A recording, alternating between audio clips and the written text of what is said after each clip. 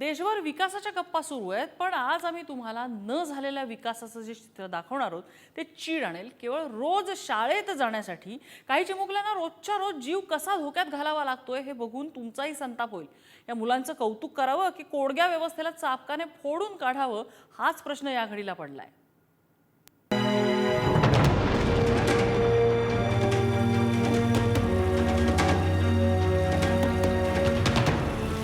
पाऊस कोसळतोय, नदीचा प्रवाह वाढलाय, कसंबसं दप्तर सावरत ही पोरं प्रवास करताय। तुडुंब भरलेल्या नदीच्या पाण्यातून टायर ट्यूबवर बसून ही पोरं चालली आहेत। टायर ट्यूबवरची ही जीवघेणी कसरत कशासाठी? तर स्कूल चले हम हे सरकारचं घोषवाक्य खरं खुरं ठरवण्यासाठी।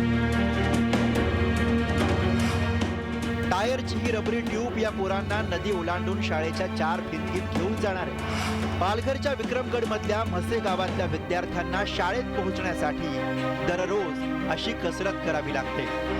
नदीच्या पलीकडे असलेल्या वाकी गावात त्यांची शाळा आहे। म्हसे गावातनं पिंजाळ नदी ओलांडून ही पोरं शाळा गाठतात। प्रशासनाला इथे पूल बनवणं बहुधा महत्वाचं वाटत नाही आणि म्हणून या पोरांवर असा जीव धोक्यात घालण्याची वेळ आली आहे। मग तुम्हाला शाळेत जाण्यासाठी काय मागणी आहे तुझी सरकारला? पूल बांधून पाहिजे तुम्हाला? हां। म्हणजे पूल बांधला तर तुम्हाला मग रोज शाळेत येता येईल ना? हां। मग नदीला जर पूर आला तर किती दिवस शाळा पडतो तुमची? 1 आठवडा। मागणी तर काय पोरांसाठी पाहिजे तसं होता पूल इथं झाला असता, पोरांना पण बरं झालं असतं। शाळेत यायला बरं झालं असतं ना? म्हणजे त्यांची जी शाळा बुडते ती बुडली नसते। इथं पूल बनला तर या पोरांवर कृपाच होईल, पण ज्यांना राजकारणापलीकडे काहीच दिसत नाही त्यांचं करायचं काय? पुलावरनं होणारे हे आरोप प्रत्यारोप बघा। सरकारने त्या ठिकाणी पक्षपातीपणा करून तो पूल होऊ दिला नाही, त्याला निधी उपलब्ध करून दिला नाही आणि जो निधी होता तो सुद्धा रद्द केला। 250 कोटीची कामं जवळपास त्या काळात रद्द झाली आम्ही त्या ठिकाणी सत्ताधारी पक्षासोबत न गेल्यामुळे।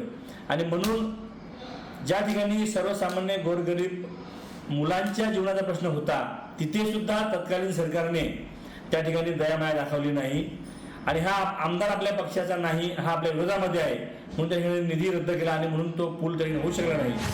ही पोरं टायरच्या ट्यूबवर नव्हे तर पुलावरनं शाळेत जायला हवीत खरी, पण आधी पुलावरनं राजकारण जातं आणि मग सर्वसामान्य। ही अशी व्यवस्था जिथे काम करते तिथे कशाचं काय घेऊन बसलात? आता हे आणखी एक विदारक चित्र। हे दृश्य आहे नंदुरबारच्या अक्कलकुवा तालुक्यातील केलखाडी इथलं। मंडळी, हा पूल आहे, तुम्ही माना अथवा नका माना, पण झाडांची फांदी आडवी टाकून पोरं त्यावरनं नदीपलीकडच्या शाळेत जातात। व्यवस्था किती कुचकामी आहे हे यावरनं स्पष्ट दिसतं। रोज नशिबी असलेलं हे ॲडव्हेंचर करत ही पोरं शाळेत जातात। डिजिटल इंडियाची हवा काढणारी या चिल्यापिल्यांची कसरत कॅमेऱ्यात कैद झाली आणि प्रशासनानं तातडीनं दखल घेतली। पुढच्या 8 दिवसात तात्पुरता लोखंडी पूल उभारण्याच्या सूचना जिल्हाधिकाऱ्यांनी केल्या। या डिस्ट्रिक्टमध्ये ऑलरेडी 60 जवळपास नवीन साकव जे आम्ही बांधत आहोत त्यामध्ये त्याचा केलाखाडीचा समावेश करण्यात आला आहे। जे नाला आहे त्याची लेंथ आहे जवळपास 25 मीटर, तर आता ती आम्हाला घेता येईल। पण इमिजिएटली जर आपण एक छोटासा लोखंडी पूल तिथे बांधू शकतो आणि मुलांची सेफ पाससाठी व्यवस्था होऊ शकते, ते पण आता या आठवड्यात आम्हाला करता। माध्यमांनी बातम्या दाखवल्या की लाजे खातर हे असे उपाय केले जातात। 50-50 ठिकाणचा प्रश्न सुटतो खरा, पण हे चित्र प्रातिनिधिक आहे।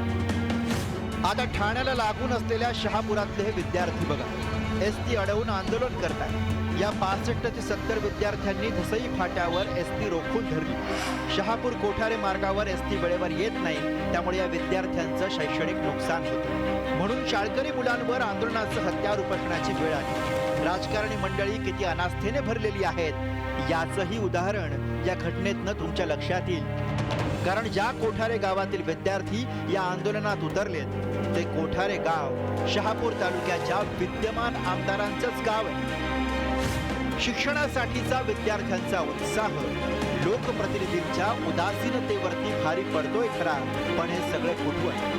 हा खरा प्रश्न। या छोट्या छोट्या वाड्या वस्त्यांवरचे पूल हा केवळ मुद्दा नाही, तर डिजिटल इंडिया आणि धडपडणारा भारत यांना जोडणारा एक सेतू बांधण्याची आज खरी गरज आहे. कारण या पोरांना असं जीव धोक्यात घालून भर पावसात नदी ओलांडताना आपल्या मोबाईलवर पाहणं म्हणजे काही डिजिटल इंडिया नक्कीच नाही. जितेंद्र पाटील, उमेश जोशी आणि आफताब खानसह ब्युरो रिपोर्ट, पुढारी न्यूज.